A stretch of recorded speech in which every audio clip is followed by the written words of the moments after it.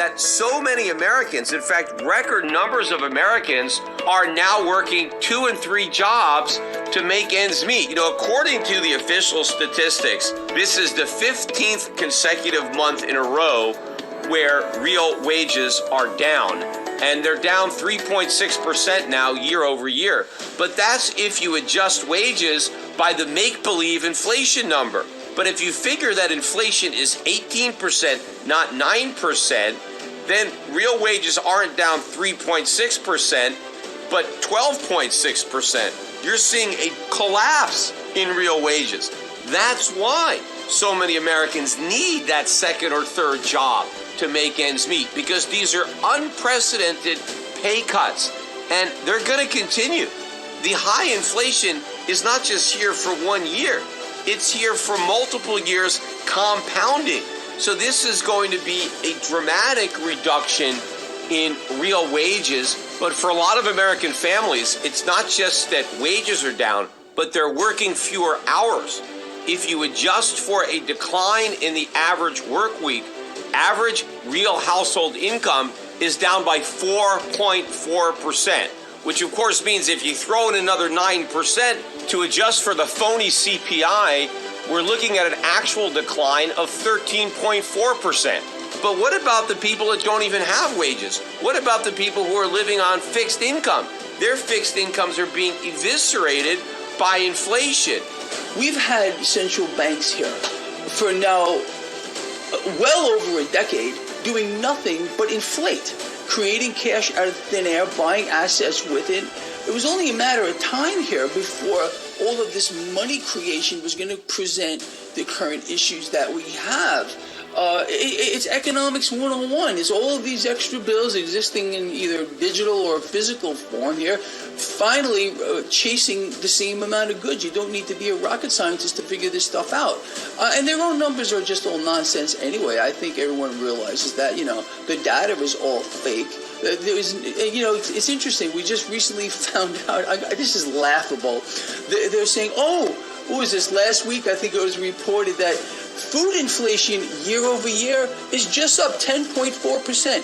How many people are paying just 10.4% more for their food? I think it's more like, it's over 50, maybe in some cases 100% more. It's just more the deception, more the distraction. But this just is so simple to understand. The goal here of central banks is to foster in a new system, period, the end. And how they're doing this is by strangling people to death via surging inflation. That's why they continue to go out of their way to create more of it. The system is designed, seriously, to destroy an entire class of people, create more inflation, push wealth up to the 1%ers, and then a new system is going to be instituted. Even if you ask central bankers, how is QE supposed to work? What is the theory behind this? They won't say money printing, because they know, you or I or no, we can't get our hands on bank reserves. We are not banks. We're not part of the banking system. So it's not like I can go into the grocery store and hand over a bunch of bank reserves and walk out with groceries. So they aren't even money on a technical level, on a real economy level. They're only for use in the banking channel. So if you actually ask a central banker, and if they're actually honest with you and say, well, how does this QE stuff supposed to work? They will never say it's money printing because they know it's not.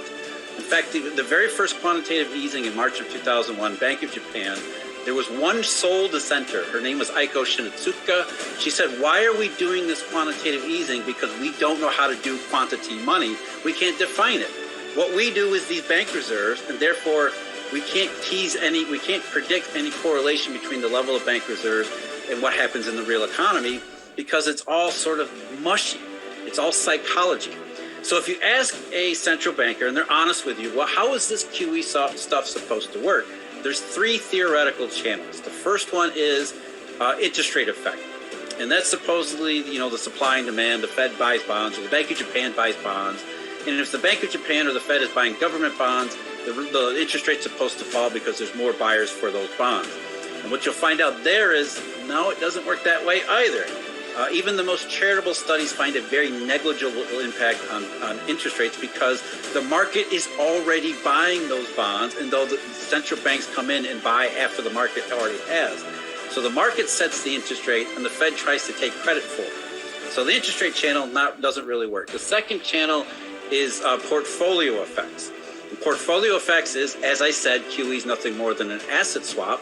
So the central bank comes in and says, I'm going to pay you a little bit extra for that government bond you have in your portfolio. I'm going to give you bank reserves. Same thing happened in the gold market. Gold, which was down about $15, ended up rallying to up close to $20 on the high before settling up about $10 at $17.36. Now, is that a sign that we've seen a top in the dollar and a bottom in gold? Probably not. It wasn't significant enough in my mind as a reversal. I think if the markets were really figuring this out, it would have been a much bigger rise in gold. It would have been a much bigger drop in the dollar. So the markets are still operating under the delusion that the Fed is going to win its fight against inflation. They still don't realize that inflation is going to win and that the Fed is going to surrender and instead try to fight to stimulate the economy. But this time, it's not going to work. Remember, the only reason that monetary stimulus was able to work in the past is because the Fed was doing it when the official inflation rate was below 2%. And so they could get away with quantitative easing and 0% rates because inflation was still below target. They will not be able to get away with it when inflation is well above target because the bond market vigilantes will be back. The currency market vigilantes will be back. The gold market vigilantes will be back. The Federal Reserve will not get away with that type of monetary stimulus when we already have high inflation. What people need to understand, at its core, the system, number one, as I said, is debt-based. It's a debt-based economic model.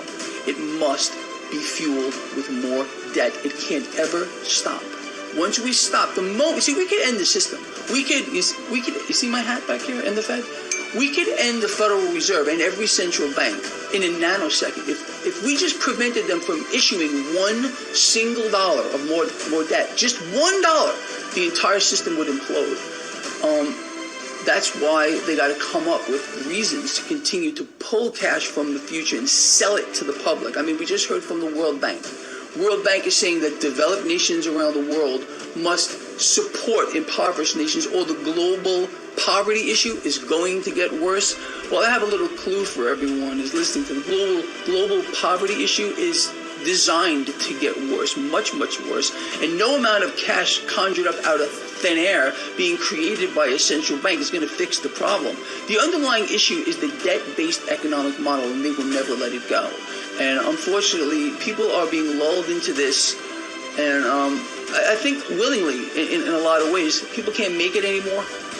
They can't survive, so they become slaves to the system, which is the end game, which is the goal. The final solution to create slaves, to create a world of slaves. I don't think people realize how much of the debt the Federal Reserve has owned basically throughout. I mean, you go back to something like 2003, 2004, people might be surprised to learn that the Fed owned 10% of the national debt before quantitative easing.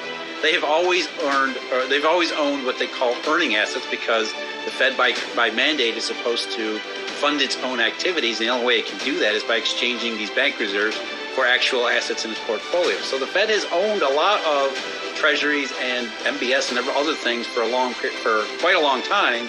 It only became an issue when we got to quantitative easing, and the proportion changed a little bit. I think it went from 10% to about 15, 16, 17% by around 2014 or so. But you're right. Something was different in 2020 and 2021 when the Federal Reserve, the Federal Reserve did quantitative, but the federal government started to get involved directly in the economy through its helicopter drops, giving people directly cash, that it was borrowing from the Treasury market, and some people say it was monetized by the Fed. And that's an argument that people can make.